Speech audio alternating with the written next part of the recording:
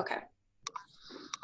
But I believe Amy and Mary should be joining us. And I know this time did not work for John. So the recording will be available though. And we're meeting with John later this month. Okay.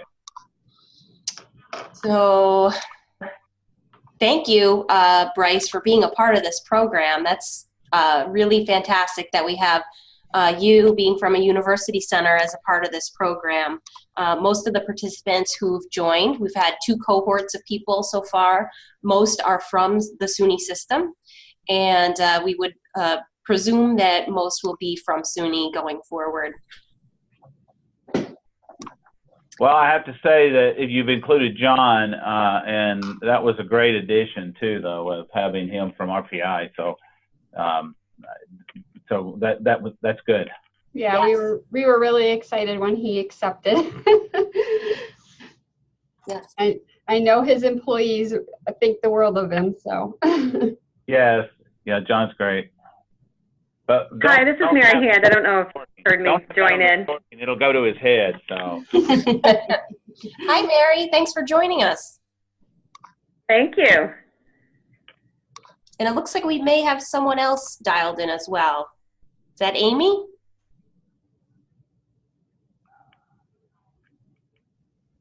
Or maybe, Mary, are you logged in on the computer and on the phone? Oh, maybe I am. Okay. I'm just joining the Zoom right now. Great. Should I join Zoom? Are you going to show something? I do have slides up, but they're not necessarily, you have to be glued to the screen. So we'll talk through everything. Okay. Well, so for Bryce and for Mary, this is the first time that I'm getting to speak with you on the phone, which is fantastic. Thank you both for being a part of this program. We're going into our 3rd year, and Christy at NYSERNet and SUNY Sale, we've had this partnership going. Now this is our 3rd year. And so we're really excited to have some new senior level mentors involved in the program. And this is just going to be a sort of an overview of what is to come for 2019 when we kick things off and the semester gets underway. Bring up my slides here. Okay. So I just wanted to show you Zoom in case this is your first introduction. Last year, the technology that we used for our online growth sessions was Blue Jeans. But I believe we are planning a transition. Is that right, Christy?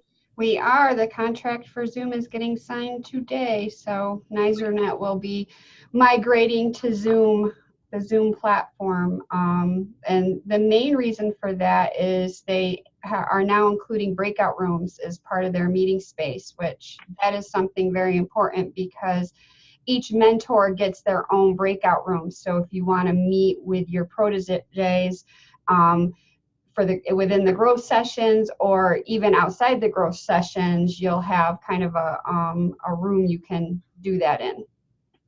Great. Yeah, we've been using Zoom at SUNY for some time, so we're very comfortable with that. And, with a group full of IT professionals, the technology has been something that we sort of gloss over and take for granted, and it's not a stumbling block like it could be for some other audiences. So I think this transition to Zoom will make sense and be fine, especially now that we've got the breakout rooms. Mm-hmm. So the program kicks off with an in-person session. So we always have 2 days. It's really about a day and a half, actually. But we've got a great opportunity for people to get together in person and meet one another and start to form those relationships, because they won't spend all of these events won't be in person, but once they know who you are as their mentor and they know one another in their small groups, things just seem to be very natural and better than just a standalone online program. Mm-hmm. So the day and a half together is great.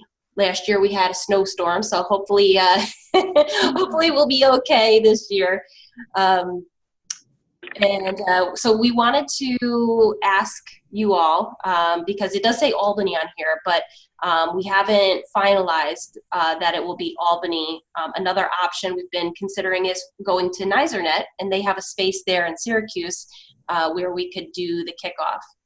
A lot of this, I think, we want it to be convenient to the participants and to the mentors in terms of, how much of a travel commitment this is. So we bring that up to you. The graduation, we love our space at University at Albany. We had a mentor, Simeon Ananu, who's now at the University of Vermont, but he has offered up his space at UAlbany, and they have a beautiful data center that they give a tour at. So we love to be able to keep the graduation there. But for the opening retreat, I open it up to you all to weigh in. Well, I'd vote for Syracuse just because it's closer, but either one's fine with me.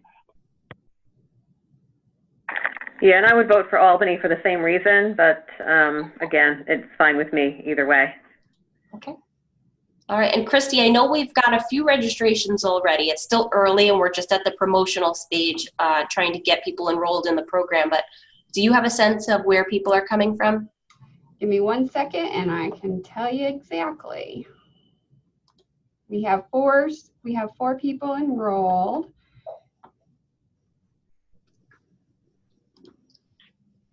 And we have Suffolk County Community College, SUNY Oswego, SUNY Buffalo State, and SUNY Geneseo. So Okay.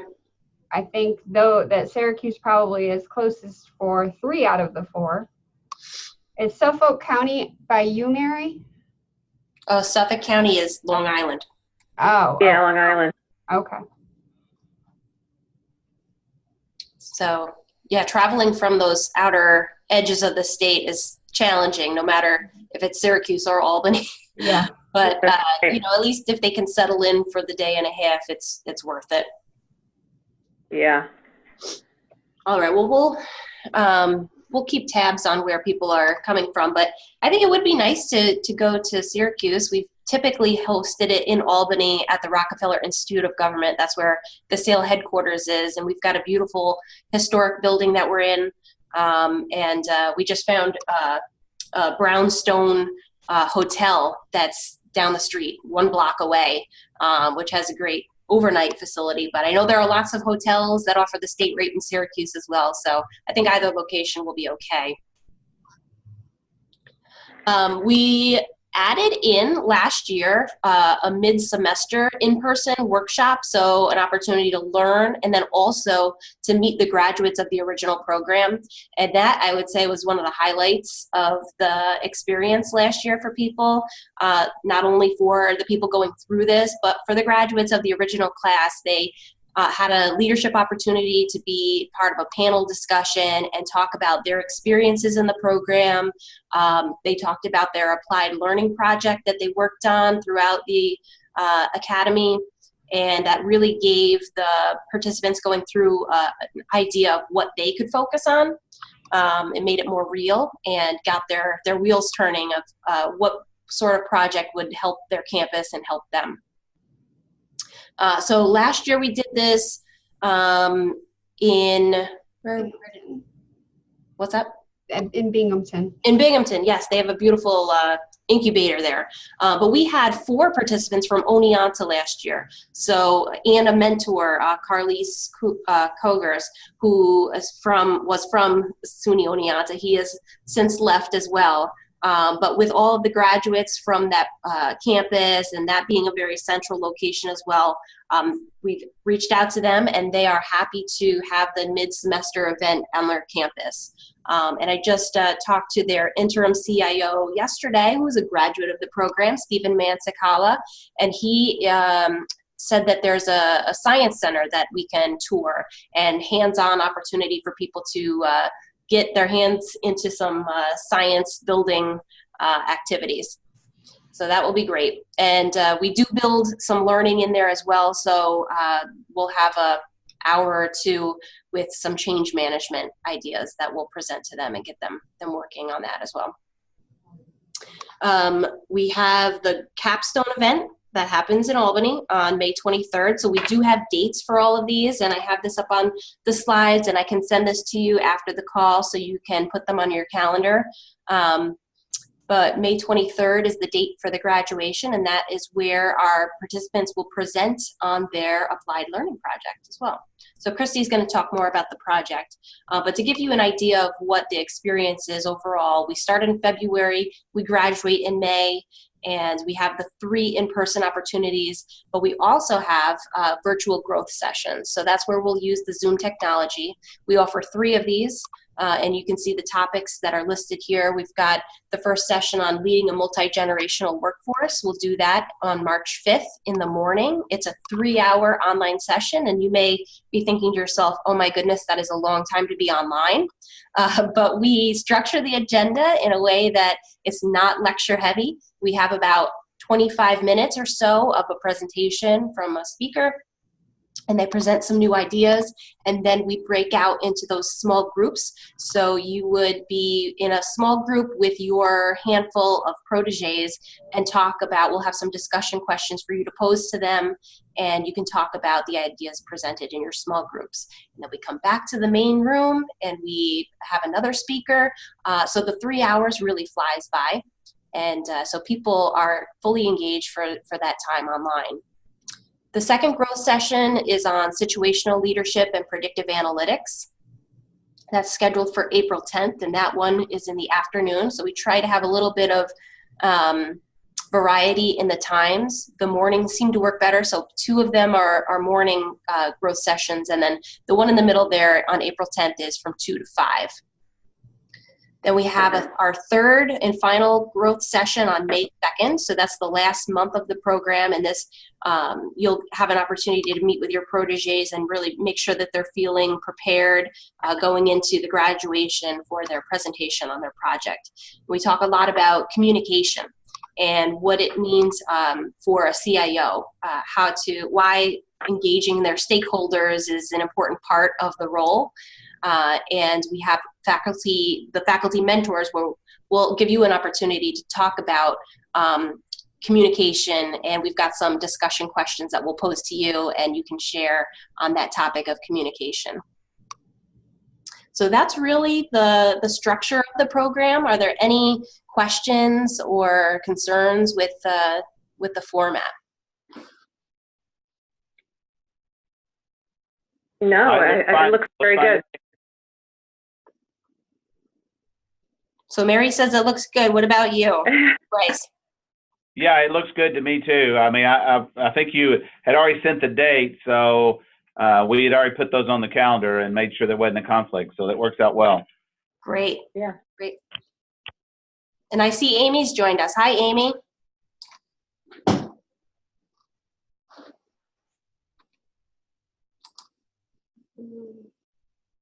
She may not be able to use her microphone and speak, but Amy, hopefully you can hear us. And we're just, we have up on the screen the dates for the program. These are also on our website, sunysail.org, and I'll email the slides out so that you can hold all of these dates and times on your calendar. So let's see here, what else did we say? Extra service. So as a token of thanks, we offer our mentors a stipend to participate, and depending on what type of campus you're from, the payment is processed in a little different way. If you're from a state-operated campus, we have the ability to give you a journal transfer to your campus. We offer $350 as a thank you. It's not a lot, and I wish we could do more, but at least this could serve to offset some of the travel expense that's involved. And so we're hoping that you feel your time is valuable, and this is worth it. And we also want to appreciate that your campus has allowed you to be a part of this as well. So I will follow up with each of you on the extra service process and how we can process the payment to you. If you're from a community college, we can't do the journal transfers, so I'll give you a template to send us an invoice, and then there are a few other forms to complete so that we can send you the payment, but that would go directly to you as an individual as opposed to your campus. Any questions about the extra service? No, I don't. No questions. All right. Well, I hope you feel appreciated, because we really appreciate you being a part of this program, and the experience that the mentors who've gone through this before have been positive. And I know we have Amy on the line. Hopefully we can figure out how to hear from her, but we were hoping that we would have Denise as well, and I wanted to ask them to share a little bit about their experience as a mentor, and share some best practices too. So we do have a mentor roles and responsibilities document that we've put together, and I emailed that out earlier this week. But we just want to make sure that you're feeling supported and understanding what your role as a mentor is. So really just valuing the development of your proteges and being willing to commit some time and energy to them. And something that we added last year, which I think was helpful and the participants appreciated, was most of the mentors offered up some additional time outside of those structured events that we have planned, so that they could drop in and talk to the proteges. Christy, do you want to talk a little bit more about the matchups and how that works? Sure. So essentially, we take the list of registrations and enrollees, and we try to match them up with mentors, and basically we somewhat do it by location, so that if you wanted to meet in person at ever, you'd have the ability. But generally, the past 2 years that we've done it, that has changed after the first session, because the protege might have connected with a specific mentor during that kickoff, and they request to change to a different mentor. So we kind of handle that on a to make everybody comfortable. We handle that and we talk to the mentor and talk to the protege to make sure that the change is okay. But generally, we try to make sure that the mentor doesn't have any more than 3 proteges that you're working with, so you can really have that one-on-one experience, and you can make sure that when you do meet during the growth sessions, it's a great conversation and that everybody's voice is heard. So we try to keep it at a very hopefully manageable group for all of you. And generally, we provide the proteges with who their mentor is during the kickoff. And again, like I said, it could change. It just depends on the connections that are made during those sessions. Yeah, I would say another benefit of this program from the participant perspective is that they're not getting just one mentor in a sense, because they have these in-person opportunities to connect with all of you. And so that's why there's a little bit of the flexibility and some of the changes occur. There's just some natural relationships that form, at those in-person sessions. So we do our best to match people up where we think it makes sense, but we understand that some changes are requested, and we also don't want you to feel that you're being rejected in any way if a change does occur. So we communicate with you throughout the process, and we haven't had any issues, with negativity or it's just that, they will make a connection with someone else and they say, do you mind if I add myself into that group? It just seems like a better fit for me. I'm trying to think if there's anything else from the role of the mentor. We also shared a conversation starter document with you. So when you get to the kickoff, we'll have that printed and share with you so that you can have some ideas of what to pose to your group. We also have a pre-assessment and a post-assessment. That's a part of this process for participants. So we take all of the values and the leadership ideas that we want to infuse in the program, and we ask people to rate themselves on a 1 to 5 going in. So things like public speaking or communication, forming relationships with stakeholders on campus, all of those leadership ideas that we touch on in the program, we ask them to rate themselves going in, and then also document some goals that they have and how they want to develop and what they'd like to stretch themselves to be able to do. And we give that to them in advance of the program, and we'll give you a copy of your protege's self-assessment so that you're more clear on what their goals are and what they're looking to achieve.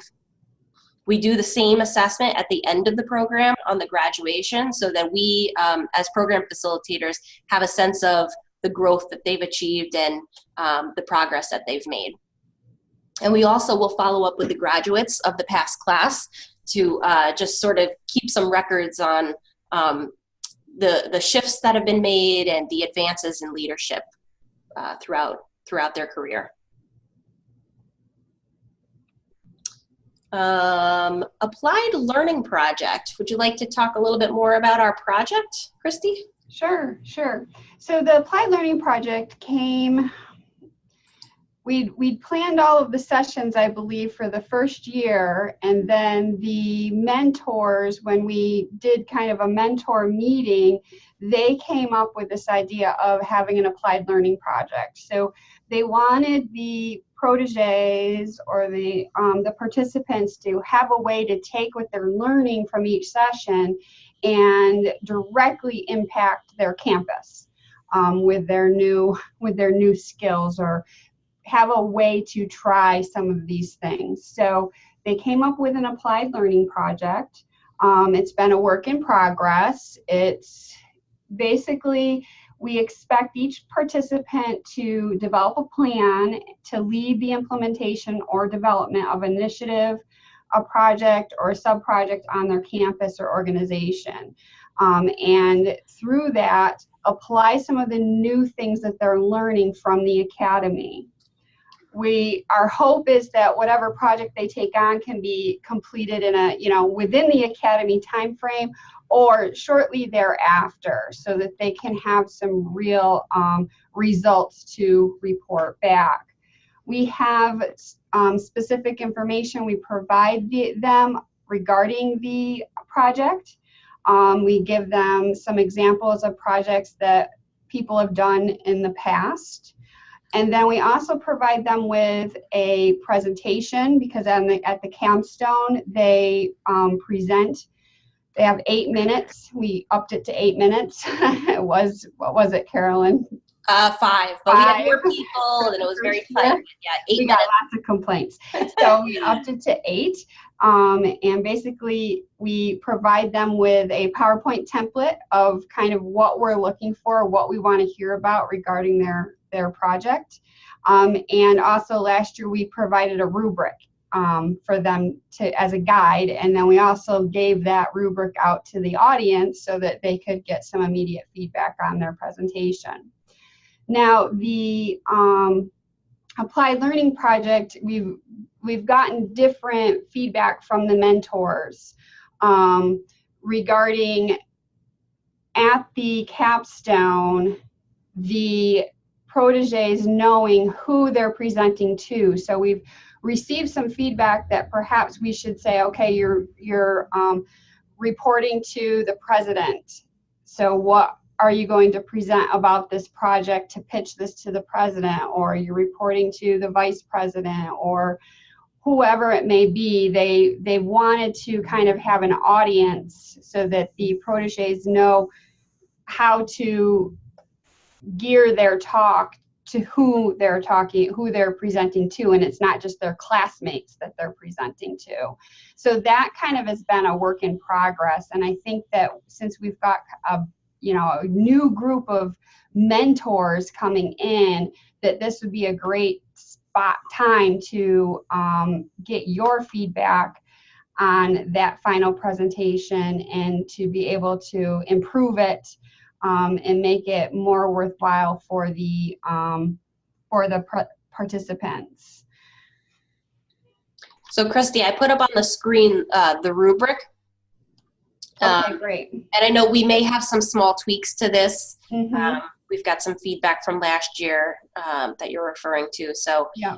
But having all of this developed is really going to be helpful to you as a mentor, because when the participants know that they have an applied learning project and a product that they're going to need to present on, that inevitably leads to questions and uncertainty, and they'll be looking to all of us to give them some more framework and guidelines on this. So we came up with a rubric last year, and that was helpful. They also have a feedback form, which I had on the screen here just a moment ago. So they'll leave that final presentation with some live results of what their classmates, how they rated them, you know, were they clear? Did they introduce it well? Did they engage the audience? Was it well organized? So all of those things they'll leave with some tangible feedback from the full cohort. Yeah, and I think that hearing from past participants is probably the best thing to get their ideas flowing in terms of what is going to be most helpful for them. I think that's it. Any questions about the Applied Learning Project? This is Bryce. I like your idea of having them target it toward who they would be presenting to. I teach a graduate class in management, and the final project is by the team. Each of the teams is a business plan, and they're not pitching it to me as the professor, but they're pitching it. I've asked them. I bring in effect, it's like a Shark Tank, but I asked them to pitch to what would be the board of directors, right? So they're finally pitching to get the business, if it's within their business, or it could be even a funding agency. So anyway, I like that idea that they focus on who they're presenting to, and not necessarily just the people in the room. Great. Yeah, one other aspect of the program is that we use a SUNY 360 tool as well, which I should mention. So that's SUNY's custom online 360, and they essentially will go online and answer questions about their leadership abilities and rate themselves, and then they invite observers, so their direct reports, their manager, boss, any peers on their campus or people that they work with on a daily basis, and they'll have their self-assessment and their observer data, and then we provide them a report that we give them at the kickoff. So that is another foundational piece of the program that really helps them figure out their path forward and what their goals are, and what they're hoping to learn throughout the experience. Yeah. So they do that before they start the program, did you say? Yes. Okay, that's good. Yeah. Mentioned that, and I like the rubric too. I think it's very, you know, it really gives them the immediate feedback that they need. And like you said, I do like the fact that it's geared, you know, that you assess them based on how they present to different audiences, which is always a challenge. So I think that's really good. Yeah, and Christy referenced the outline for the slides too. So we have another tab on the spreadsheet here with the rubric that just gives them an overview of what typical slides they could use. So the first year when we didn't have this, we had some slide decks that were about 30 slides long, and to do that in 5 minutes was crazy.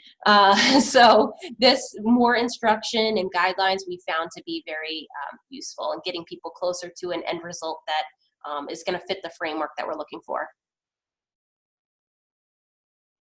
Good. Bryce, it sounded like you were going to say something. Well, I was going to ask a question. So you mentioned about, this isn't about the Applied Learning Project, but the matchups and the mentorship. So if you match us up with individuals that are even, if possible, geographically close to us, is that what you do? And if so, then if everyone's schedule permits, can I invite them to, say, to campus for a visit, or what do you recommend? That would be great. And we did have a few experiences with mentors doing that with their groups last year. I talked about how we got snowed in Albany at the kickoff. So there were some some mentors and proteges that stayed behind and had more opportunities to connect one-on-one, which was really nice. But, if you're able to invite them and bring them into your campus, that'd be fantastic. Well, if we get snowed in, then a lot of the mentorship could happen around the bar, right?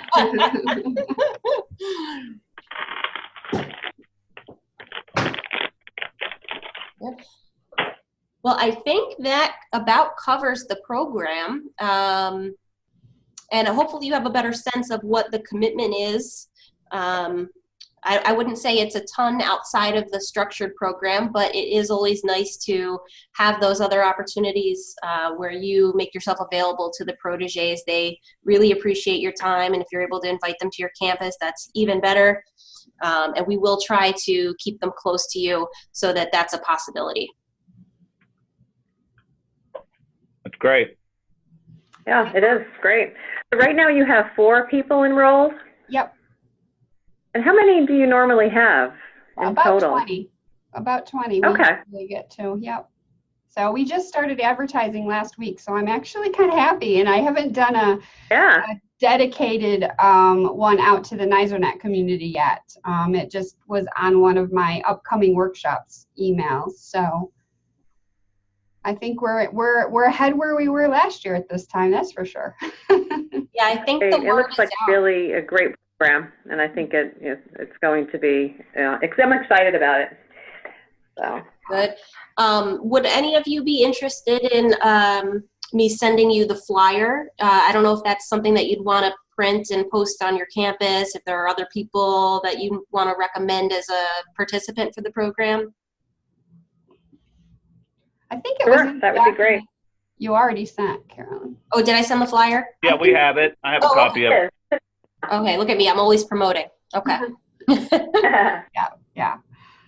Good. Well, I appreciate you spreading the good word about this, and especially for your time. That's really fantastic, and we hope that you get more than you give. And we're always looking for improvements. So if you come up with ideas, please, certainly let us know. The past 2 years, the mentors have kind of continued. This is the first year that we've, it's been shuffled a little, which I actually think is a great thing, because it brings different perspectives to the academy and provides more insights to the participants. Great.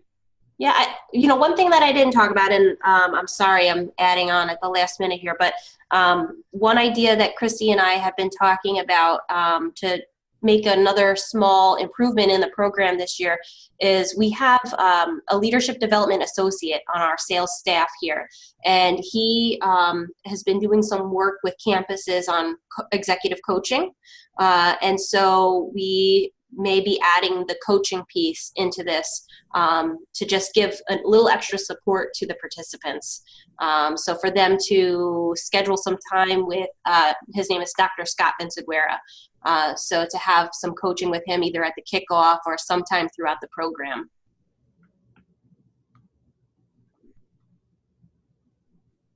Great. Sounds good. Anything else that you come up with that you think you could enhance the experience? We're open to it, and we're always trying to keep this thing getting better and better. Sounds like fun. Look forward to it. Great. Yeah, me too. Thank you very much. All right. Happy Friday. Enjoy your weekend. Yeah, thank you. Okay, you too. Thank you. Bye-bye. Bye. Bye-bye. Take care. Bye.